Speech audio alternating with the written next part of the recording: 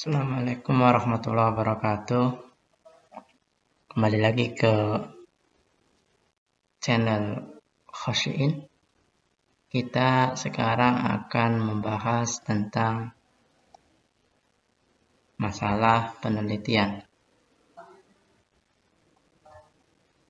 Masalah dapat dilihat dari dua aspek. Yang pertama aspek empiris dan yang kedua aspek logis ataupun rasional. Suatu peristiwa bisa disebut sebagai masalah jika terdapat kesenjangan antara apa yang ada dan apa yang seharusnya, atau antara kenyataan yang ada dan apa yang diharapkan. Jadi sekali lagi, suatu peristiwa bisa disebut sebagai masalah jika terdapat kesenjangan antara apa yang ada dan apa yang seharusnya, atau kenyataan yang ada dan apa yang diharapkan. Jadi antara yang pengen diharapkan dengan kenyataan itu terdapat kesenjangan. Itu yang disebut dengan masalah. Dilihat dari apa yang diharapkan, seperti penjelasan di atas, masalah dapat dikelompokkan ke dalam 3 kategori.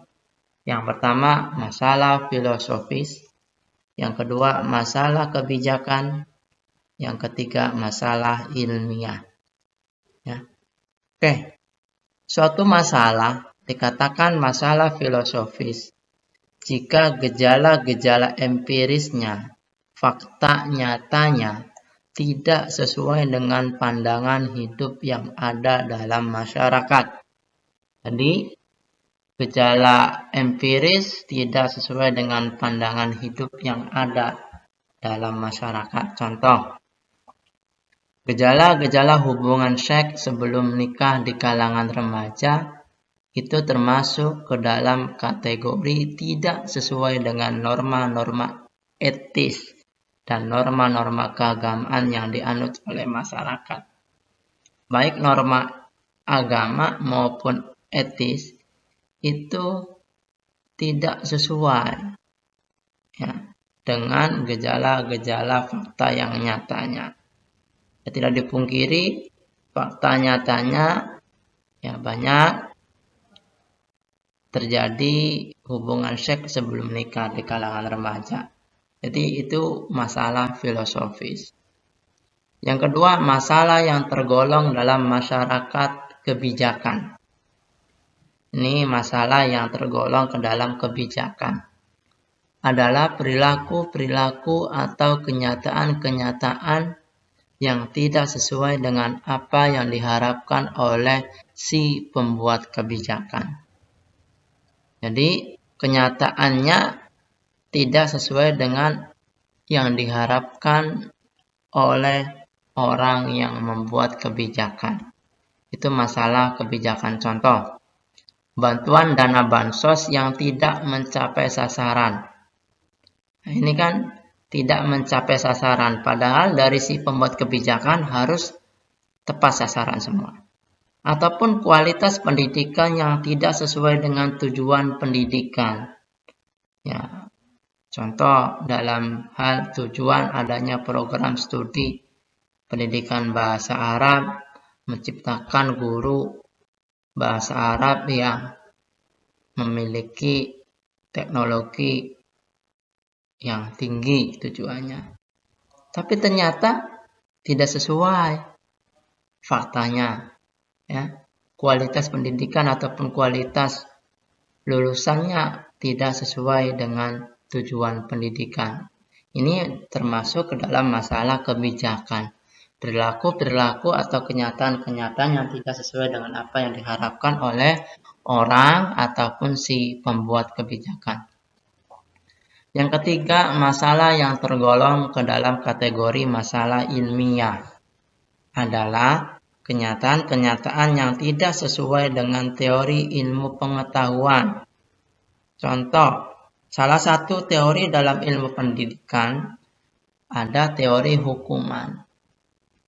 mengatakan bahwa hukuman yang diberikan kepada anak akan mengubah perilakunya ke arah yang positif. Ini berdasarkan teori hukuman. Jadi hukuman yang diberikan kepada anak akan mengubah perilakunya ke arah yang positif, yang dulunya jelek, terlambatan, menjadi disiplin. Tetapi dalam kenyataannya, anak-anak yang diberi hukuman itu perilakunya justru semakin mengarah pada hal-hal yang negatif. Bahkan hukuman itu menanamkan dendam kepada gurunya. Ini yang disebut dengan masalah ilmiah. Jadi ada kesenjangan ya, antara fakta dengan teori. Teorinya mengatakan A, ternyata faktanya mengatakan B.